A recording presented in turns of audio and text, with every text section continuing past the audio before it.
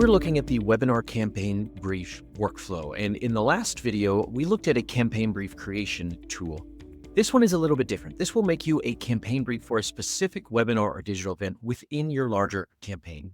So for this one, let's say you have an event coming up and you have a transcript with the details about that, or you just have a few notes about those details.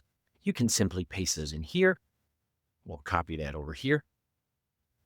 And then we also added a spot where you can add the name of the people who are going to promote this. So in our case, we would have Kyle, our CMO, Chris, our CTO and co-founder, Paul, our CEO and co-founder, Steve, the VP of sales, and Greg, the head of customer success.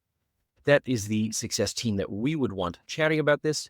And we will, here we go, pop that in there. And just like that, we have a placeholder title that we can start using to brainstorm other titles, or we can go right with.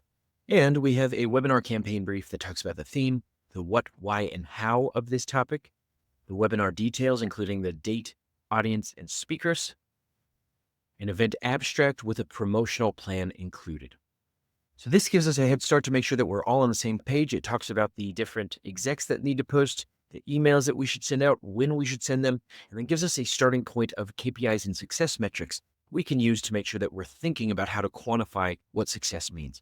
Again, this is a great way to take a transcript about an upcoming event and turn it into a fully fleshed out campaign brief that your team can use from the same page to stay coordinated and align your messaging with the other departments in your go-to-market function.